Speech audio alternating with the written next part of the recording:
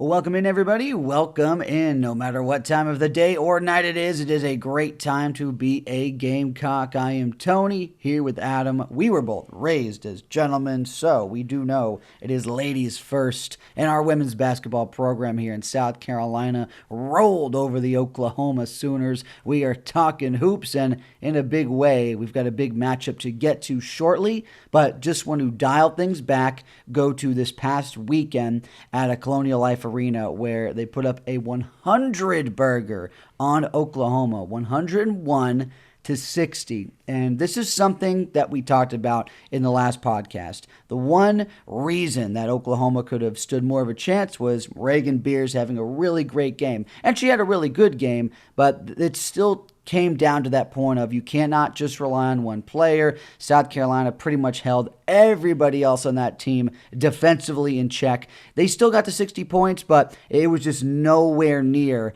South Carolina's 101. So rolling over another SEC opponent, they welcomed Oklahoma into the SEC the same way they did to Texas. They came into Colonial Life Arena. They sent them packing back to the Midwest or the Southern Midwest. Either way, Oklahoma and Texas dispatched, and this is just another fantastic example of the domination of this program as they remain unbeaten in conference play. Yeah, it was a real dominant performance, start to finish. Never had a chance, the Sooners, and we mentioned last time on our podcast, Oklahoma's they had some close games against teams that South Carolina handled, and we just didn't think it was gonna even be close, and probably a bit bigger of a performance than we were expecting, but I'll still take 100 points any day of the week. Yeah, just the offensive output was incredible. I was anticipating somewhere in the range of a 20-point win, 22, 23, but not over 40 points. But my goodness, they took it to Oklahoma, and it's still just going down to this point of being able to hold steady with enough defense to be able to be very comfortable on that end of the floor. But if they're just hitting shots and they're scoring at will, and they're getting to this almost of a triple-digit scoring output, or actually reaching that mark against, again, still at that time, a top 20 program, it's tough to beat, and these women are going to be very tough to beat in that regard. So as we go along with that and we look back to this game, it's just something of great magnitude where you could see not just your starters doing well, but still your bench and your leading scorer off the bench again. Freshman Joyce Edwards pouring in 17 points and leading the Gamecocks in that way, and she was 8 for 10 on field goals. It is just incredible to see that just output that she has continued to follow up with, and everywhere else, everyone continued to have those contributions in a very stacked up sense, in a cohesive sense, and it was just a no-go for Oklahoma coming in there. They could not defend just one player or two players looking each way. It was spread around again, and you're just going to get these same results, man. Yeah, and if you look at the turnover spread, we have the stats pulled up here. I mean, 22 turnovers on Oklahoma, just to 6 on the Gamecock side. I mean, if you're giving the ball away that often and that big of a ratio, that game was going to be an uphill battle anyway, and that was just making it impossible on yourself. Not to mention them coming into Colonial Life Arena to another packed house. It was great. Between the Oklahoma game and the Texas game, I was able to attend.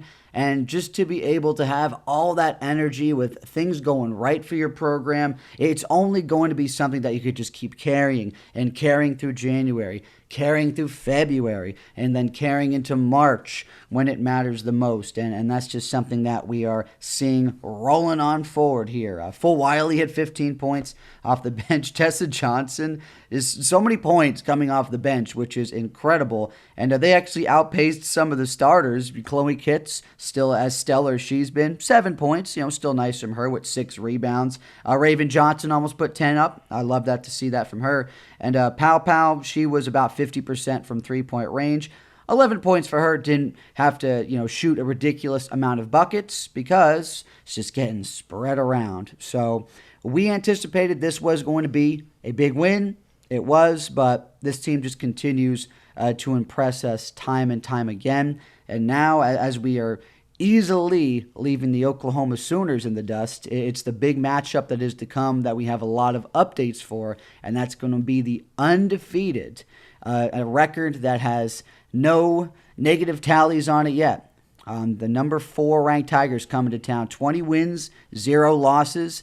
And this is a game that has now been moved because of winter weather. But, Adam, this is definitely one that has really been circled on the calendar. And this is going to be, if anything, especially in terms of a home matchup, one that could end up in the LCOM if a few things go in the other direction. This team seems to be, they're very well coached. They have a lot of great talent, especially in the backcourt, and they could easily cause South Carolina some fits. And this has just been a fun, budding rivalry. It's definitely something that South Carolina can still take advantage of. They could easily still win this game, even run away with it a little bit. But LSU is definitely one of those programs that can just elevate their play a little bit more and try to go toe-to-toe with South Carolina, even here in Columbia.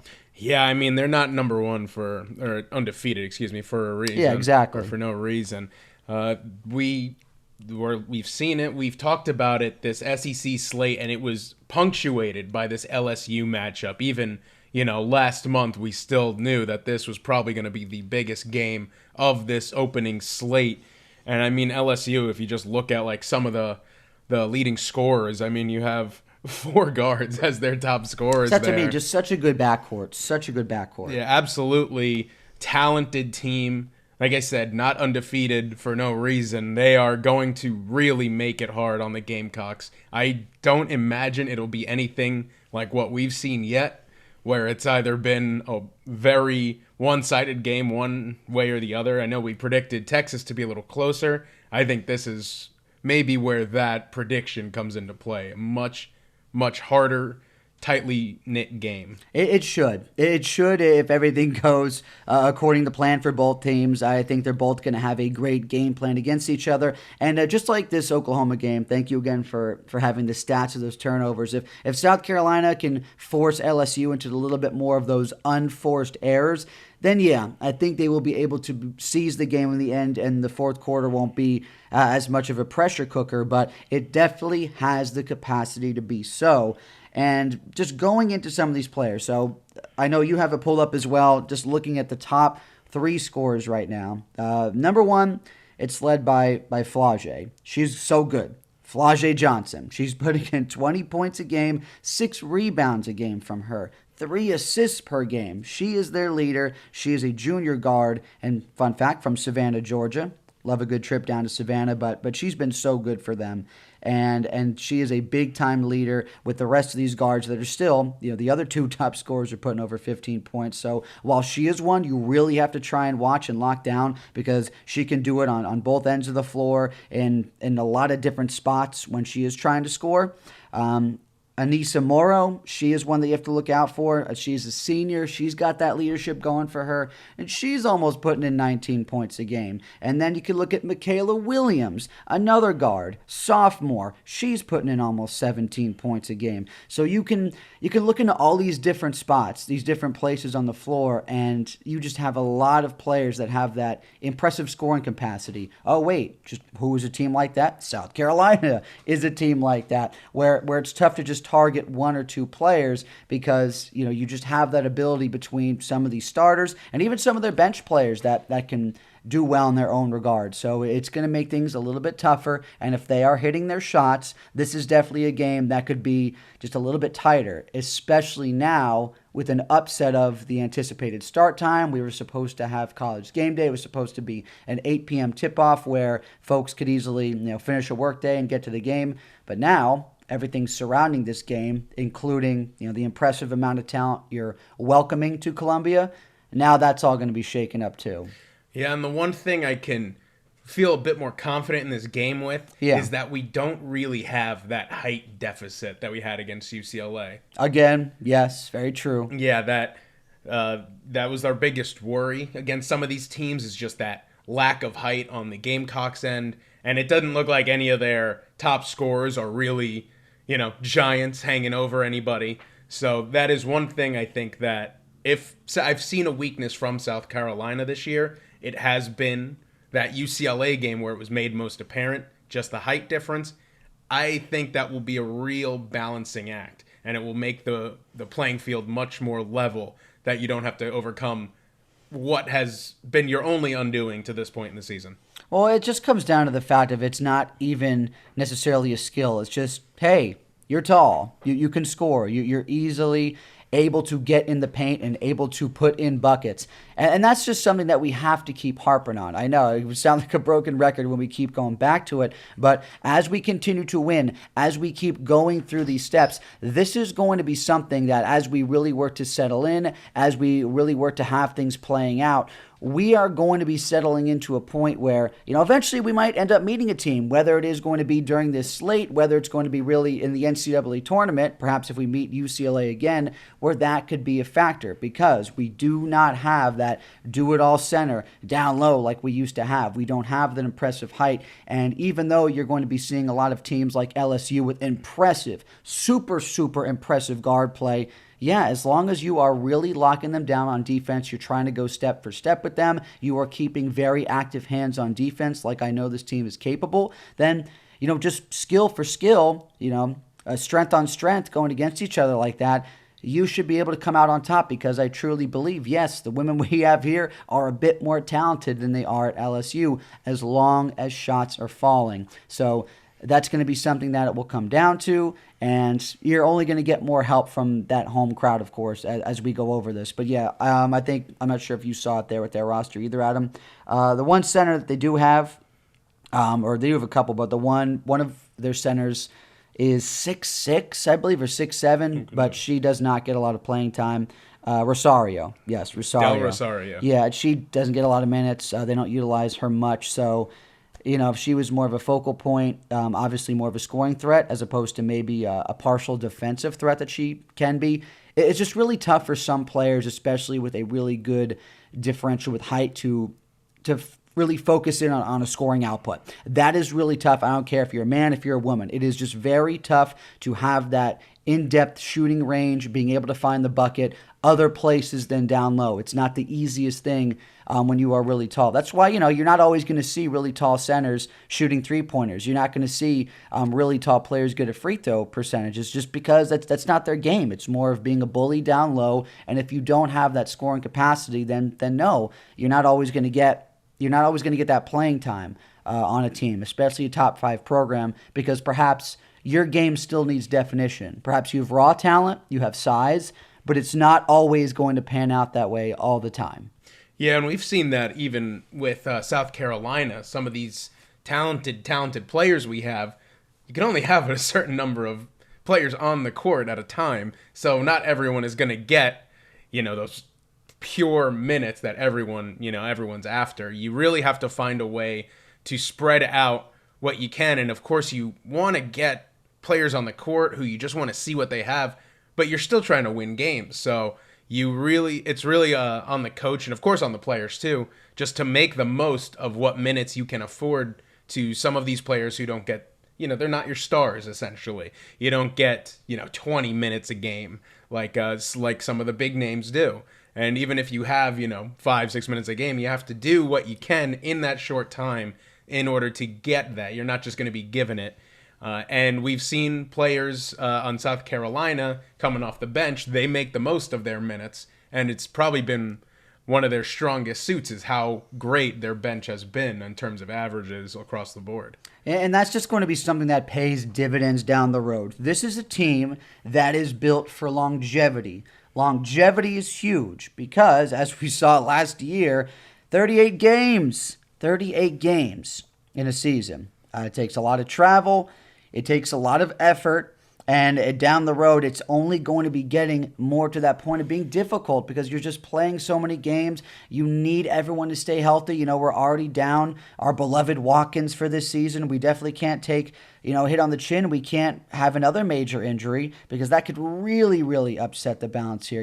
Luckily, South Carolina is good enough as they are to lose a major key player and still be able to win. But, when you're getting to the point of maybe pick up another injury or it's just a little bit more fatigue down the stretch, it's only going to help you in that regard when you could have a talented bench like we do.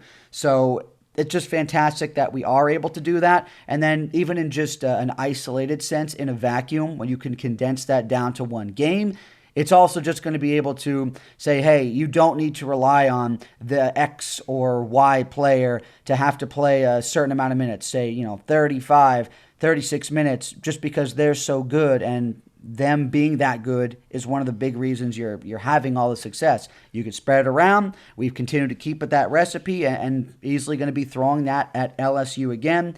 And also it's just still to that point of the resurgence or just even more of the blossoming of this talent, because you're still seeing more of that youth movement, with Joyce Edwards still having incredible outputs, stepping into more of that defensive and scoring role, and Full Wiley, of course, just still coming into her own and making incredible shots, and everyone really just passing the ball, having great movement around, and it's just going to be a likely great show that's going to be put on national TV yet again. And I would anticipate it to be, as you said before, Adam, more of what we thought could have been in the Texas game, but I definitely think we'll be playing out more here just because of that tension and just more of just that butting heads that South Carolina and LSU have now developed into, especially with both being in the SEC for a long time. Texas is the newcomer. It's always been South Carolina, LSU that it should be coming down to by the end of the year, and I wouldn't be surprised if this is going to be the matchup in the SEC title game either.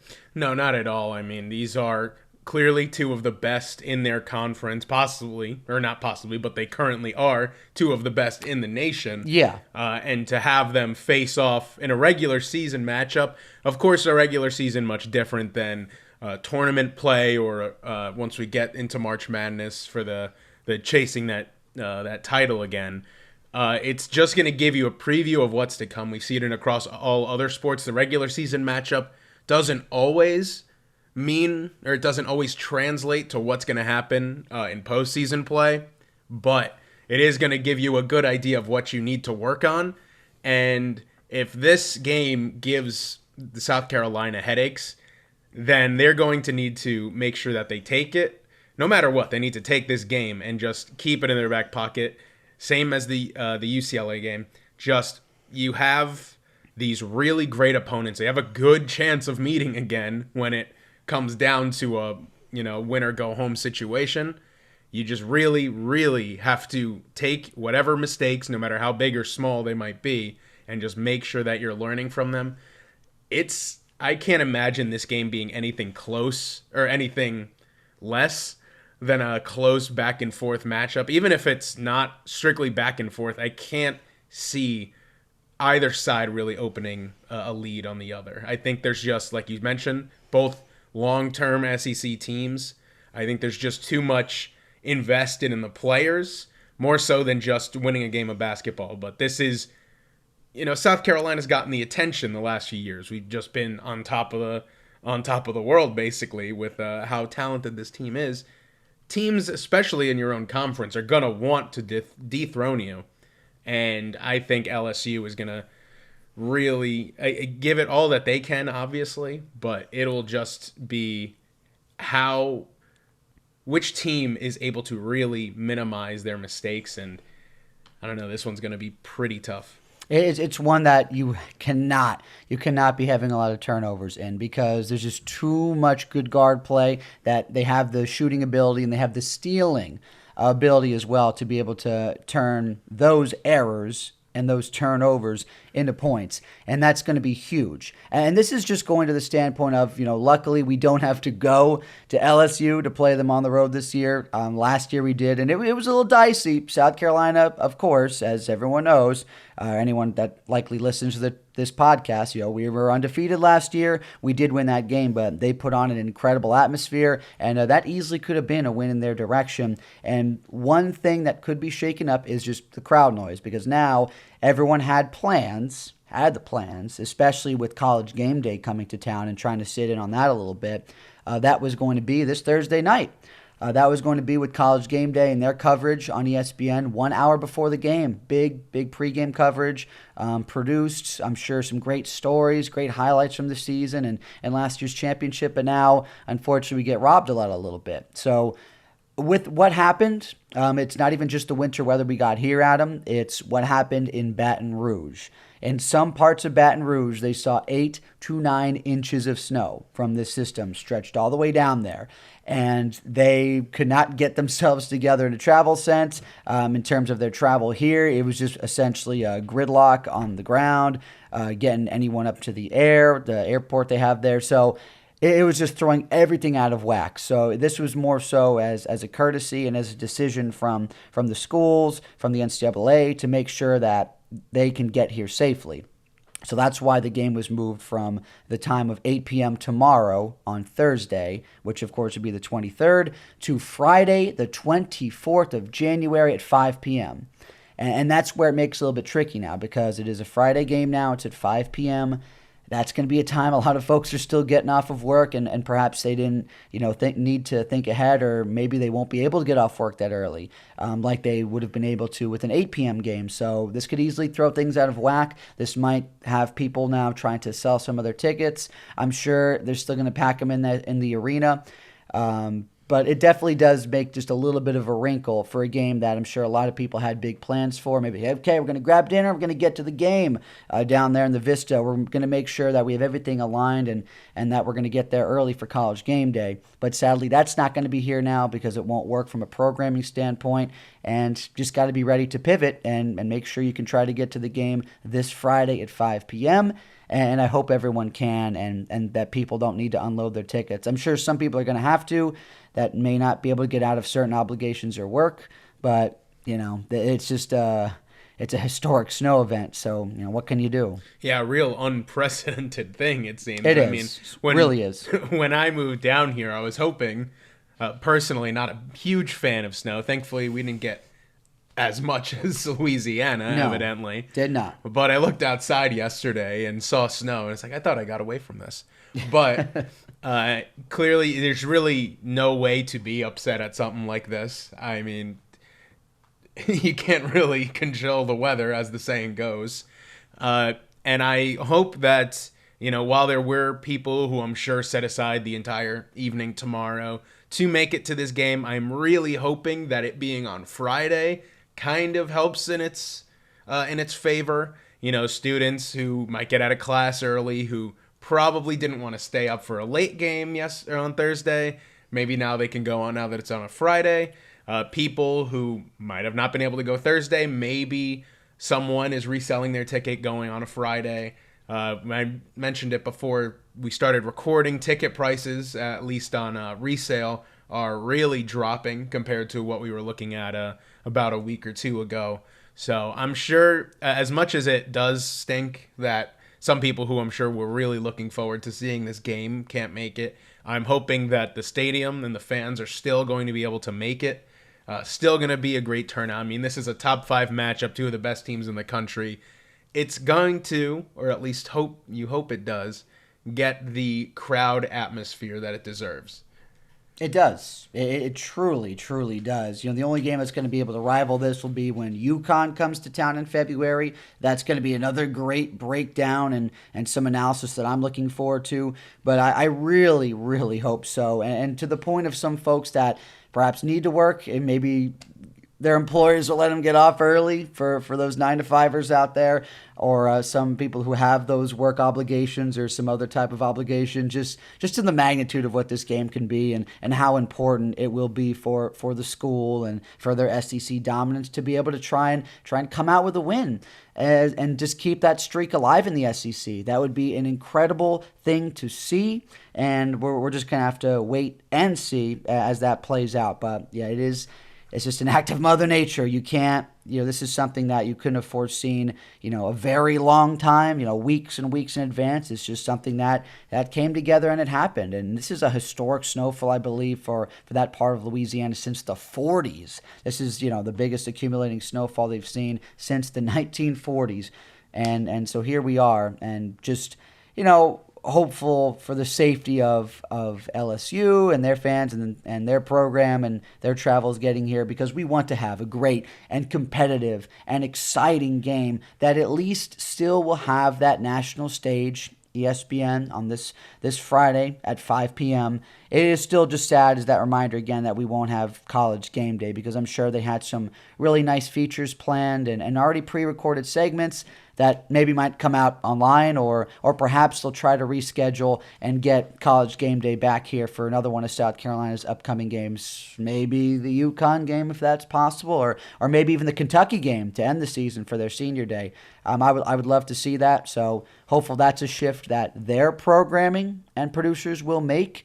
But either way, right now we just have to look onto this game that's coming up on Friday. And as we discussed before, if they did have a bit more of that really tall and powerful center, a good scoring threat down low, I would be really up in the air with how this game could go, just based on how talented that backcourt is, how good their guards are, from Flage alone. But this is a game with predictions here. I would say I want to go with South Carolina, and I will say South Carolina, the Gamecocks, are going to take this one in a 6-point margin. A 6-point victory here at home is going to be my prediction as we look on to Friday. Mr. Adam, what do you think and how this is going to go? Well, you just took those numbers from my brain there. I was about to say the same exact thing. Oh, lovely. Nice 6-point win, but all right, we love it. I'll Price is Right you, and I'll bump it up one. I can say 5-point, just to get the one up. See if don't want to go closer. 7. Nah, I think it'll be still a close game. I think 6 was a safe bet. Maybe if it gets into that situation, within like 2 minutes where they start fouling to try to get the ball back, I think that's when that 5-point lead will really start to build. But to that extent, I think it's going to be a much tougher game than we've seen these last few weeks. Obviously, South Carolina's been handling their opponents. I don't know if that's going to even be on the table, but I've been wrong about it before, and I'd be happy to be wrong about it again. Oh yeah, I would love that too. In the other direction, if they just have a real statement win and just take an undefeated team and just walk all over them, a nice 20-30 point victory, I would be more than happy with that. But I do think it'll be a 2-ish possession game to end it. Yeah, and it's honestly to that point of I really, really was trying to convince myself, you know what, I want to predict a 10, 12-point win, but I don't want to be any type of person that jinxes a program. So I think it's a little bit to underestimate some of those predictions and maybe what you want as opposed to what's a little bit more reasonable. So I'll go with 6. Okay, we'll keep your 5, and we'll see how our women do. And they have another extra day to prepare for those LSU Tigers coming to town, and it is going to be quite the matchup. Another top 5 clash here, Colonial Life Arena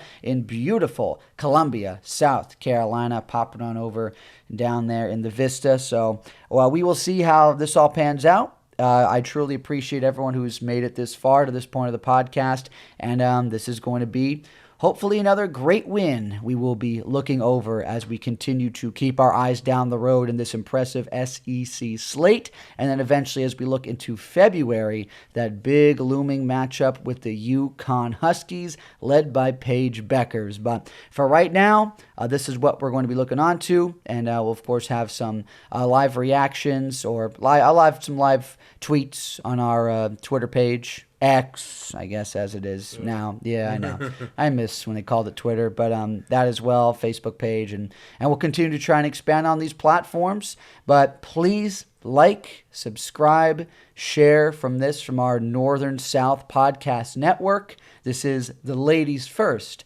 podcast as a part of this network, and we've got a lot of fun to come as we look on to the rest of this season and look towards hopefully a run into the spring. Mr. Adam, you got anything to add, my friend? Not at all. Just like I said in Texas, just prepare for a heart attack. I guess keep those games there. I just think it's going to be way tighter than we're ready for. Yeah, it has the capacity to be, and if any game was going to do it, other than, the little bit of a hiccup at UCLA, it easily has the capacity to be this one. So we'll see what's going on. Thank you again for joining us here on the Ladies First podcast, part of the Northern South Podcast Network. I am Tony, here with Adam, and we will see you next time.